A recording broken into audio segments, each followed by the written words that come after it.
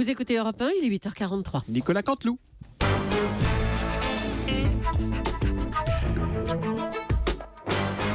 C'est presque de l'info, c'est la revue de presse de Nicolas Canteloup. Et ce matin, c'est notre ami Nikos qui est avec nous. Bonjour Nikos. Ouais, salut les loups, salut July, salut Caroline, Thomas, Lolo Hello. est là. Nikos. Jean-Marc. Bonjour. Excusez-moi, je suis encore sous le coup de l'émotion d'une expo photo à la conciergerie qui s'appelle Oui. Corps et âme. Oui. C'est sublime. Chers auditeurs, sublime. Il y a des portraits de visage, il y a des portraits de mains, notamment les mains de Joe Star. Alors, je ne sais pas si on peut dire des portraits de mains. En tout cas, ce que je peux vous dire, c'est que les mains de Joe Star, elles ont refait quelques portraits de temps en temps à grand coup de chi.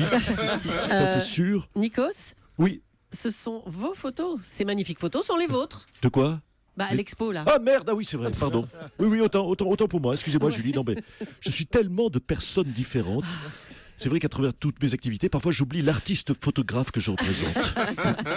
Alors, c'est vrai, il faut le dire, chaque année, vos photos sont plus belles. Et puis, il y a le lieu de cette exposition, la conciergerie, qui est inattendue, qui est magnifique. C'est vrai Julie, c'est vrai que je suis gâté, le lieu est coquet, c'est vrai, oui, 4000 mètres carrés. 135 mètres de hauteur sous plafond. Et il fallait au moins ça pour les photos. Bah oui. Alors, je vais vous faire une confidence. Pour trouver plus grand l'année prochaine, je vais être embêté. Peut-être à part chez Denis Oliven, peut-être. Ou alors dans le château de Jean-Marc Morandini à Marseille. Ah oui, vous avez le château à Marseille, vous, ça y est. Bon, Je demanderai cette faveur, peut-être. un petit mot sur vos invités du week-end, hein, pour demain matin. Alors, cher Julie, tout à fait, des super invités. Je reçois l'écrivain à succès Marc Musso. Et nous aurons... Guillaume Lévy. Pardon, d'accord, non, ouais. Guillaume Musso. Oui, excusez-moi, je les confonds tous les trois. Ouais. Il nous parlera de son livre annuel, son nouveau livre annuel, vendu comme d'hab à 27 millions d'exemplaires. Je recevrai également Lisa Simone pour deux lives. C'est ça, la fille d'eux, c'est ça? Oui, vu que sa Ah, mère, mais Nina Simone, en fait moins en ce moment, des lives.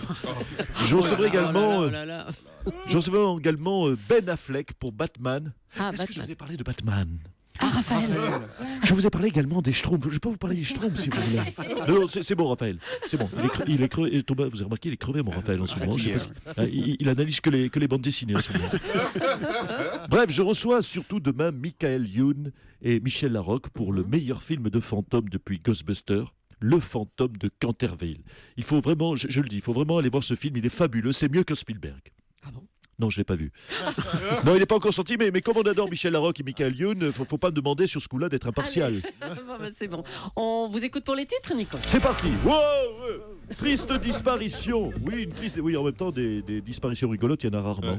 C'est vrai. Triste disparition, l'ancien footballeur Johan Cruyff est mort à l'âge de 68 ans. On le surnommait le Hollandais volant, à ne pas confondre avec Jean-Marc Ayrault, que l'on surnomme le Hollandais dormant.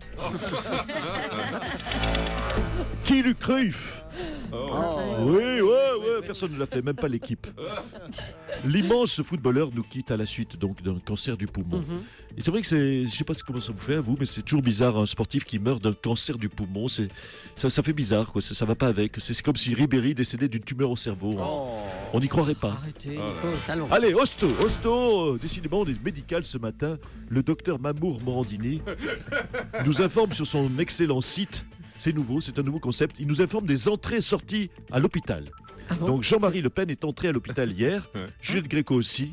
C'est vrai. On souhaite bien sûr à la chanteuse de ne pas être dans la même chambre que Jean-Marie. Donc, Donc bien sûr, on souhaite prompt rétablissement à Juliette. Quant à Jean-Marie, qu'il prenne son temps. Pardon, c'est Marine. Ah, tiens.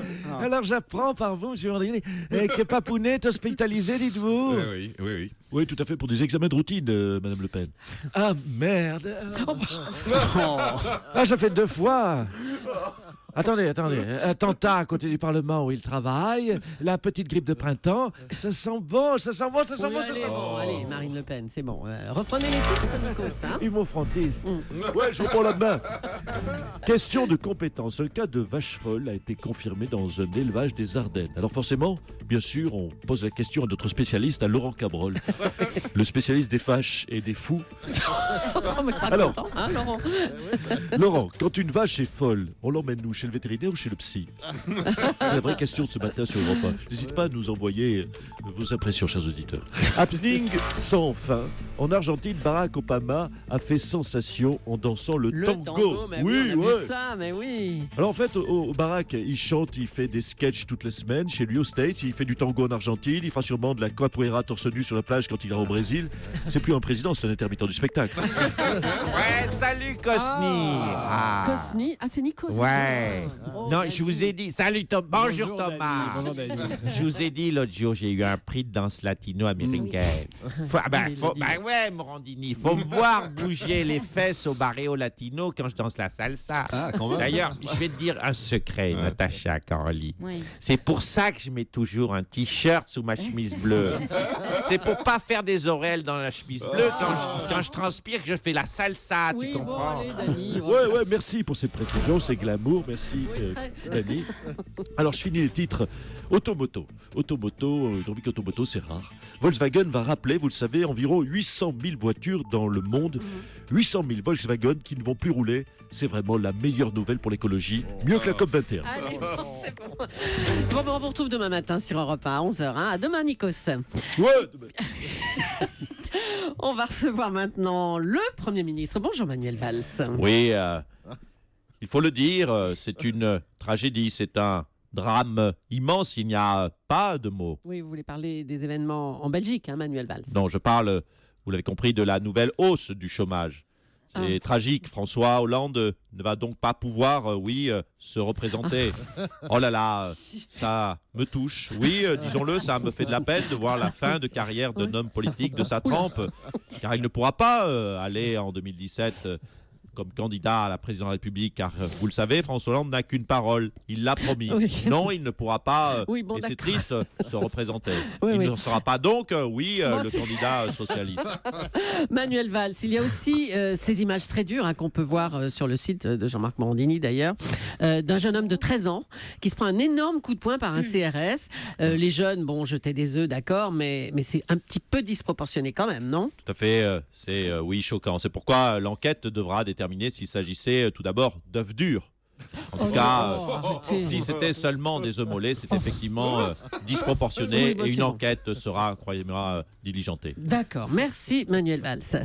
On va accueillir maintenant François Hollande avec qui on va parler de cette hausse du chômage. Il va bien falloir en parler. Vous le savez, vous l'avez rappelé ce matin, un attentat a été évité. Oui, d'accord. Justesse. Oui, bonjour. Mais vous, Oui, bonjour. vous ne voulez pas parler du chômage? Un attentat, je vous le répète, c'est important. Un attentat a été évité. Un attentat qui, sans mon travail, sans mes ministres, sans mon gouvernement, aurait pu faire 17 millions de morts, Oh, 23 millions de blessés graves et 80 millions de blessés légers. Vous n'exagérez pas un petit peu, monsieur Hollande? Bah oui, mais bien obligé. Vous avez vu les chiffres du chômage? Ah bah oui, justement. Ah, mais le chômage, c'est pas ce qu'il fout. Il se prend pour Renaud Lavillenie. Chaque mois, un nouveau bond et toujours plus haut. Et vous n'avez toujours pas de solution, monsieur Hollande, contre le chômage? Bah si. Quoi? C'est une idée, une piste. La déchéance de nationalité. Oh oui, bien Je sûr. prends 800 000 chômeurs au hasard, je les rends apatrides. Voilà. Oui, mais ne regardez pas comme ça, j'ai plus que ça. Ah bah, vous n'avez plus que ça, oui. Bah oui. C'est pas idiot, si on peut J'ai pas d'autre chute, de toute façon. Bon, allez, Enchaînez allez, on va parler football maintenant. Ce soir, la France rencontre les Pays-Bas. Didier Deschamps, bonjour. Oui, franchement. Alors, un mot, bien sûr, de la disparition de Johan Cruyff. Oh, ben écoutez, je dois avouer qu'en tant qu'Hollandais, Johan a eu un sens du timing parfait. Hein. C'est vrai que partir juste avant France-Pays-Bas, c'était l'assurance, en tout cas, d'avoir un bel hommage. À partir de là, je dis champion. En tout cas, l'hommage de ce soir va être très spécial, puisque le match s'arrêtera à la 14e minute, car le 14, c'était le numéro fétiche de Cruyff. C'était son Oula. numéro de maillot, là. On sent la spécialiste Ah, bah football. oui, quand hein. Voilà, en tout cas. Saint-Étienne, oui. Saint-Étienne. Jean-Marc confirme. Donc les joueurs, Je les confirme. joueurs s'arrêteront tout à fait de jouer donc à la 14e minute. Je salue au passage d'ailleurs l'Olympique de Marseille qui cette saison s'est arrêté de jouer à la 14e minute aussi. À la 17e, à la 23e minute, ils ont arrêté de jouer. À la 38e aussi, tous les joueurs marchaient sur le terrain, ils ont arrêté de jouer. La 54e aussi. Alors bon, je ne sais pas à qui rendait hommage, mais il y a apparemment, visiblement, il y a eu pas mal de morts à célébrer à Marseille. Pas sympa. Allez, merci Didier Deschamps. Nicolas Barré, Nicolas, vous êtes là? Bonjour Thomas. Oh, bonjour Nicolas. Donc, vous nous avez parlé tout à l'heure à 8h10 dans l'édito écoute de la voiture sans chauffeur. Hein. Eh oui Thomas, on connaissait déjà la Saint-Valentin sans femme. Oh, Je connaissais aussi le slow sans partenaire. non. Et je découvre la voiture sans chauffeur. C'est formidable Thomas. Je l'ai testé, j'ai même pris une autostoppeuse. Ah. Je lui ai expliqué comment, comme à vous, le fonctionnement de la voiture sans chauffeur. Je lui ai dit, vous voyez mademoiselle, je n'ai même pas besoin de garder mes mains sur le volant. Et là, elle m'a giflé et elle est descendue. Tu parles. Voilà, c'est la voiture sans chauffeur. Il me tente qu'ils inventent la voiture sans râteau. Nicolas Barré et Nicolas Canteloup qu'on retrouve lundi pour la revue de presse à 8h40. Et à 12h50 tout à l'heure avec Jean-Michel Apathy et Maxime Switek dans Europe Midi.